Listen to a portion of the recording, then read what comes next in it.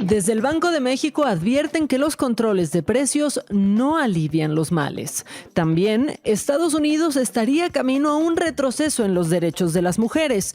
Y las malas noticias se le acumulan a Mark Zuckerberg. Es miércoles 4 de mayo, yo soy Maca Carriedo, esto es Expansión Daily y nosotros estamos listos. Esto es Expansión Daily, lo que hay que saber, con Maca Carriedo y Javier Garza. Comenzamos. Expansión Daily. Lo que hay que saber.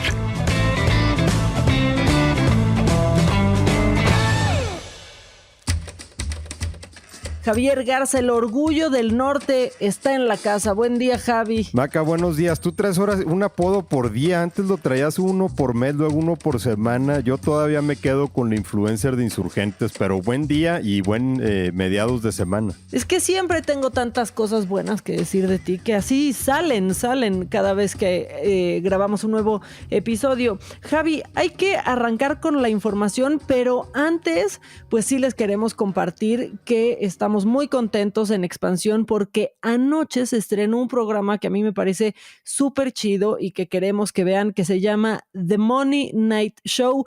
Es un late night show conducido por Maurice Dieck y saldrá todos los martes en punto de las 7 de la noche en nuestro canal de YouTube. Javi, ¿ya tuviste chance de verlo? Ya vi por lo menos el promo y está bastante bueno. Es un programa que habla de temas de finanzas, de ahorro, de inversión, de economía, temas que luego son poco amigables, pero bueno, que Maurice lo hace de forma divertida, y en el primer episodio tiene, por ejemplo, a Sopitas y a Jessica Fernández, esta influencer feminista que está rompiendo en redes, y hablan, por ejemplo, temas de lo que nunca les dijeron sobre el dinero, de lo que tuvieron que aprender a punta de golpes. Híjole, todo lo que mi generación nos da ansiedad, te lo tengo que decir. Por eso es que la verdad lo disfruté y de pronto me confrontó un poquito, pero me gustó muchísimo. Es The Money Night Show, presentado por American Express, Business Class. No se lo pierdan, los martes en punto de las 7 de la noche. ¿Te parece, Javi, si arrancamos ahora sí con la información? Vámonos, y que son precisamente temas de dinero, digo, para no dejar el tema. Exactamente, para seguir en los temas de nuestro compañero Maurice. Bueno, pues el subgobernador del Banco de México, Jonathan Heath, dijo que los controles de precios solo funcionan a corto plazo y su aplicación debe de ser cuidadosa. Además, aclaró que el combate a la inflación no es terreno exclusivo de Banjico, por lo que el presidente está en su derecho de aplicar una política al respecto. Jonathan Heath, que la verdad es que siempre sale como que a poner los puntos sobre las íes últimamente, Javi, ¿no te parece? Sí, no, totalmente, y sobre todo como es un subgobernador nombrado por el propio López Obrador, pues de alguna manera funge ahí como la conciencia, ¿no?, de la 4T dentro del Banco de México. Esto lo dijo, por supuesto, a propósito del plan que todavía no anuncia el presidente, pero que dijo que sería esta semana, sobre cómo hacer frente a la inflación. Y Heath creo que fue muy cuidadoso en dar un pronunciamiento que por una parte se puede leer como un apoyo a una propuesta de López Obrador, si es que su propuesta va en el sentido de un control de precios, como se ha estado anunciando, de ponerle topes a los productos de la canasta básica.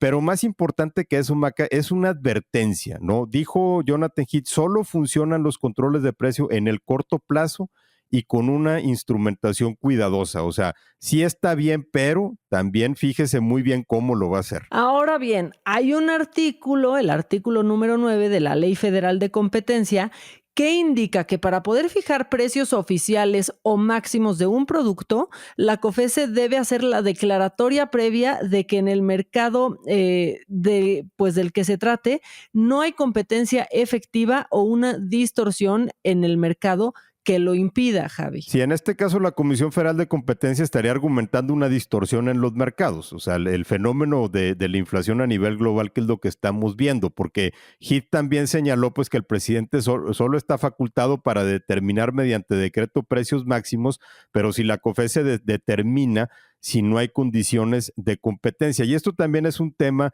que se ha estado cuestionando, o sea, cómo se pudieran aplicar controles de precios cuando la ley de competencia económica es muy precisa sobre cuándo es que se puede hacer. Ayer hablábamos, por ejemplo, de los pactos en tiempos de la Madrid y de Salinas, pero la diferencia entre esa época y ahora, pues es que la economía mexicana ha cambiado mucho en 30 años. En aquel entonces, por ejemplo, no se vigilaba tanto la competencia económica como ahora, y pues eso es algo que se tiene que considerar. Bueno, y pues ahora la Cámara Internacional de Comercio en México ya pidió a la COFECE y al gobierno diseñar un mecanismo que evite, ¿no?, que pues que la ley se viole y que vaya realmente controlado esto, Javi. No está tan fácil como que nada más salga el presidente y lo diga. Exacto, tiene que cuidar cosas que con los pactos anteriores no necesariamente se tenían que cuidar. Jonathan Heath también lo aludió un poco diciendo que un pacto que pudiera anunciar el presidente no necesariamente se entromete en la labor del Banco de México.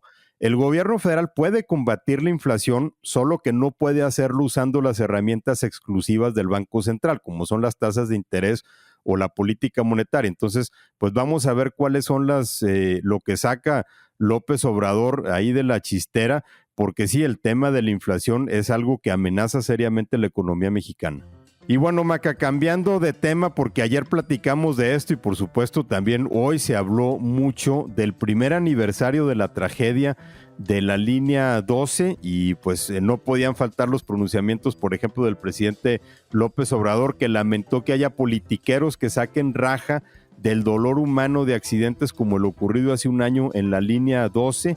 Y López Obrador consideró que la jefa de gobierno de la Ciudad de México, Claudia Sheinbaum, ha hecho, dijo, un gran trabajo al estar pendiente de las víctimas y sus familiares. Yo quiero saber qué pensaría el presidente si en lugar de ser el presidente fuera la oposición, ¿no? Y estuvieran todas las piezas como están exactamente ahorita. ¿Qué estaría diciendo ese López Obrador que era candidato y que siempre estaba ahí listo con un tuit, ¿no? Con un comentario para pues atacar al poder, Javi. No, totalmente, porque si es cierto que es inhumano sacar raja del dolor, pues también deberían pensarlo quienes han politizado tragedias en otros gobiernos, ¿no? Que es justamente lo que tú dices. Por cierto, Claudia Sheinbaum anunció que los trabajos de reforzamiento van a comenzar en junio y que pudieran concluir este año, pero sí dijo el servicio reiniciará cuando sea seguro para los usuarios, porque aquí lo que importa no es que sea rápido, sino que se esté bien hecho. Sí, dijo que la reparación de la línea 12 se ha retrasado debido a que pues, se hicieron estudios complejos por la magnitud de la obra. También aprovechó para dar un llegue, Claudia Sheinbaum, la jefa de gobierno de la Ciudad de México, pues llamó hipócritas e inmorales a los panistas de la Ciudad de México que colocaron una ofrenda y un antimonumento para recordar el primer aniversario del desplome del tramo elevado de la línea 12. Antimonumentos que Morena también ha colocado en otros sexenios, Javi. No, totalmente. Esto es lo que hace siempre la oposición cada vez que pasa una de estas tragedias. Ahora, creo que también hay que decirlo, el gobierno de Claudia Sheinbaum sí ha dado la cara, se acercó a las víctimas, inició el proceso de reparación del daño, pero también esto de ninguna manera tiene que ser extraordinario o algo que se tenga que agradecer. A final de cuentas, es su chamba. Sheinbaum también acusó intereses de los abogados de familiares que han rechazado las reparaciones, pero suena más como echarles la carga a las familias porque lo dice como en un tono en el que las familias deberían aceptarlo nada más porque la jefa de gobierno lo dice.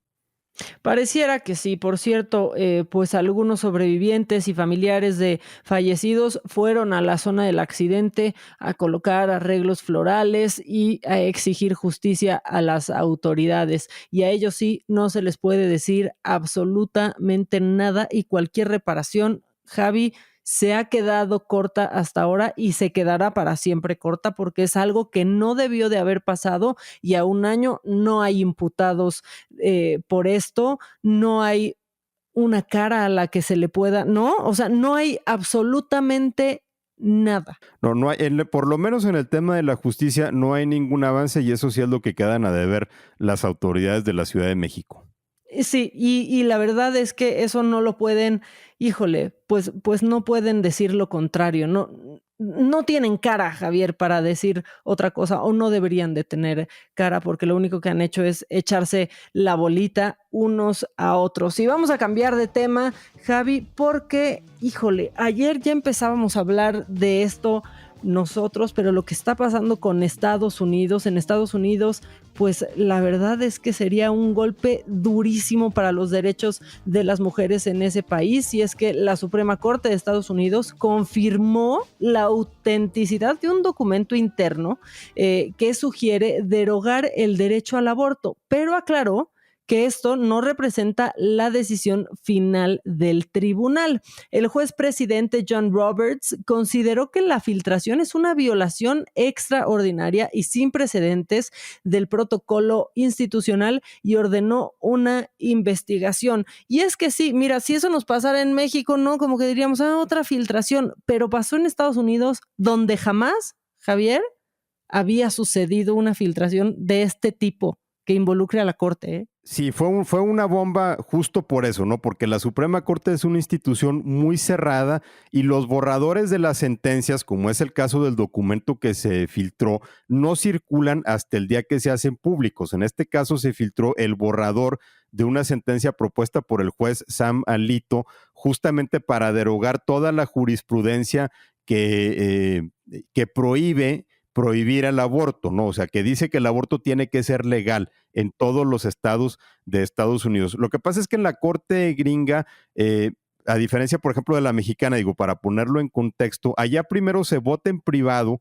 luego se hace el proyecto con base en lo que los jueces apoyan, cuando, por ejemplo, aquí en México es al revés, en la Suprema Corte se hace el proyecto primero, luego se discute en el Pleno, se discute de manera pública. Entonces, lo que fue un borrador que es totalmente confidencial fue lo que provocó una tormenta política en Estados Unidos, porque sí, estaría echando abajo un precedente de 50 años sobre el que las mujeres durante 50 años han contado ya con el derecho a decidir la interrupción de un embarazo. Una tormenta completamente. Amanecimos ya con una carta del presidente Joe Biden, ¿no? Diciendo que pues el derecho de las mujeres sobre sus cuerpos no se debería de tocar. Este documento está desde febrero, Javier, hay que decirlo, ¿eh? Y refleja pues la opinión de 5 de los 9 magistrados de la Corte.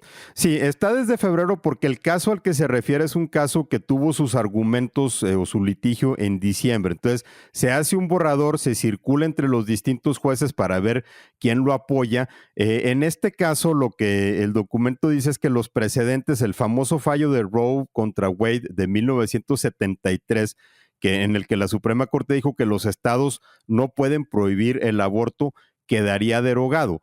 El fallo no prohibiría el aborto en Estados Unidos a nivel nacional, sino que le regresaría a los estados la facultad de regular la interrupción del embarazo. Pero de entrada, prácticamente la mitad de los estados de Estados Unidos lo prohibiría. Entonces, un derecho con el que las mujeres han contado, ¿no? Y han dado por sentado durante medio siglo, pues ya no existiría, al menos para la mitad de la población, y tendrías todo un mosaico de leyes distintas que en California es legal, pero en Nevada no lo es, y en Nebraska tampoco, pero en Illinois sí, y es un desastre. Exacto, que son los estados rojos, ¿no? Principalmente los estados republicanos, y que eso también puede poner, híjole, pues a las minorías en peligro, ¿no? A todo tipo de minorías en Estados Unidos, porque podría ser como la puerta que se abra para, pues, para empezar a irse por el caño de los derechos. No sé si tú lo pienses así también, Javi, pero creo que sería, híjole, apenas la puntita del iceberg. Ese es el riesgo justamente porque la racional sobre la que se basa esta decisión es decir que los fallos que legalizaban el aborto estaban sobre supuestos que no se encuentran en la Constitución, como derechos a la privacidad. Entonces el temor es que, por ejemplo, sus razonamientos puedan ser usados después para tumbar la jurisprudencia que permite el matrimonio igualitario u otro tipo de derechos. Estados Unidos fue uno de los primeros países en legalizar el aborto. Se permite todavía hasta la viabilidad del feto, unas 24 semanas de gestación. En México, por ejemplo, es de 12 semanas, pero ahora pues van a contracorriente, ¿no? Y van en oposición a donde están yendo otras democracias en el mundo. Pues sí. Y yo, antes de que cambiemos de tema, Javi, yo solo quiero decir que no puedes prohibir el aborto, puedes prohibir el aborto seguro, que es muy diferente. Sí, porque entonces van a empezar a tener este tipo de procedimientos sin ningún tipo de medidas de seguridad, o gente que tenga que viajar a otros estados o incluso a México también, ¿por qué no? En donde ya es legal. Así que esto seguramente va a dar mucho de qué hablar y está llamando mucho la atención, pues, porque Estados Unidos parece que está teniendo esta regresión. Pero bueno, regresión también, Maca, el asedio contra la libertad de prensa, y esto porque ayer se celebró el Día Internacional de la Libertad de Prensa. Bueno, más que se celebró, se conmemoró, ¿no? Y en un marco, pues, en el que, por ejemplo, organizaciones como Human Rights Watch consideran que México es el país más peligroso del mundo para ejercer el periodismo después de Ucrania, y el Comité para la Protección de Periodistas, cuyos datos indican que en lo que va del año 8 periodistas han muerto en México, una cifra que ya supera a los 7 registrados en 2021, cuando en Ucrania 12 comunicadores han perdido la vida, pero pues ellos están en una guerra. En guerra, ¿no? Bueno, y pues la verdad es que pareciera que nosotros también. Human Rights Watch ya pidió al presidente pues aplicar medidas urgentes para fortalecer el mecanismo de protección para personas defensoras de derechos humanos y periodistas de la Secretaría de Gobernación. Lo más alarmante es que algunos de los periodistas asesinados sí han contado con este mecanismo, Javi. Sí, y eso es lo que te refleja, pues, lo disfuncional, ¿no? Que es el sistema de protección de periodistas que se ha creado en México supuestamente para garantizar la libertad de prensa. Ahora, el tema de la violencia contra periodistas no es el único, ¿no? También es el tema de la hostilidad contra comunicadores, del acoso, particularmente lo que señala, por ejemplo, la Sociedad Interamericana de Prensa, señalando al presidente López Obrador de acusar a los comunicadores de ser parte de una conspiración empresarial para afectar su gobierno. O sea, las amenazas a la libertad de prensa no solo se reflejan en los asesinatos, esa es la forma más extrema de censura, pero hay otras más frecuentes, ¿no? Más cotidianas: la estigmatización de los reporteros o de los medios, el acoso cibernético contra los que publican reportajes que son verdaderos, ¿no? Pero que, como los gobiernos no pueden desmentir, pues recurren al ataque. Y fíjate si no será macabro que ayer, que fue pues el Día Mundial de la Libertad de Prensa, Claudia Sheinbaum, ¿no? Poniendo un tuit en donde dice, en pocas palabras, que tocó vivir una época donde el Estado, bueno, a ella le tocó vivir una época donde el Estado perseguía periodistas y censuraba cualquier voz crítica y disidente, y que hoy tenemos libertad de expresión de prensa y que se combate la impunidad, pues en los casos de agresión a periodistas. Las respuestas a ese tuit, Javier, madre mía. O sea, como, híjole. Bueno, se dieron de todo tipo. Yo nada más quisiera que Claudia Sheinbaum indicara todos los casos en donde este gobierno ha logrado detener y ha logrado que un juez sentencie a los que han asesinado periodistas, porque creo que no va a encontrar ninguno. Entonces, eso de atacar la impunidad, pues digamos que no lo sé, Rick. Parece falso. La verdad es que muchas de esas respuestas eran de periodistas, ¿no? Que le contestaban a la jefa de gobierno y le decían exactamente lo mismo que tú. No lo sé, Rick, parece falso. Y ya que hablamos de falso, mejor hablemos de un soldado caído en la empresa de Mark Zuckerberg. Uno más. Parece falso, pero es real. Javi y todos los que están escuchando este episodio, ¿sabían que Facebook tenía una plataforma de podcasts? Bueno, si es así, pues prepárense para escuchar su programa favorito en otra parte, porque Meta confirmó que cancelará el servicio el mes que entra. Esta semana los creadores de podcast pues ya no podrán publicar nuevos programas y todos sus archivos serán eliminados el 3 de junio. Y aquí la noticia es: Meta tenía una plataforma de podcast que nadie sabíamos. Sí, más bien era eso. Yo no tenía la menor idea. ¿Tú sabías que existía eso? Pues no, si hubiéramos sabido, ahí estaríamos también en los primeros lugares, pero pues se nos pasó de noche. Pues sí, no nos habló Mark, ¿no? Para que pusiéramos ahí el daily en esta cosa que por lo visto se llamaba Soundbites, ¿no? Que es una especie de TikTok a partir del sonido, que según Facebook, pues es parte de una reevaluación de sus productos de audio dentro de la red social y pues por lo visto no les estaba funcionando. No, y duró pues casi, o sea, apenitas llegó al año porque fue en junio del 2021 que Facebook anunció el lanzamiento de esto y de sus salas de audio en vivo para competir con Clubhouse, otro soldado caído, pero eso ya no es culpa de Meta, Javi. Sí, no, pero bueno, en este caso, pues a mí sí me agarró completamente desprevenido porque pues ni la menor idea, así que pues pasó sin pena ni gloria. Ahora, nunca estuvimos en Soundbites, Maca, pero pues estamos en todas las demás plataformas. Y eso es lo que importa, porque estamos que en Spotify, que en Apple Podcast, que en Amazon Music, en la que sea su favorita, menos esta que no sabíamos que existía. Ahí estamos, solamente les pedimos que se suscriban, en el caso de Spotify, que nos sigan y pues así que todos seamos felices día a día con su podcast de confianza, que por cierto, por hoy llega a su fin, Javi, pero si quieren más de ti, ¿en dónde te pueden encontrar? Por lo pronto en Twitter y en Instagram en @JaGarzaRamos. A mí también en Twitter y en Instagram en @maca_online. Y estoy así, a nada de también en TikTok. Me estoy convenciendo, pero bueno, mejor ya vámonos. Voy a seguir reflexionando sobre TikTok. Javi, que tengas un buen día y ustedes también. Es miércoles, ya estamos a la mitad de esto. Sí podemos. Esto fue Expansión Daily, lo que hay que saber.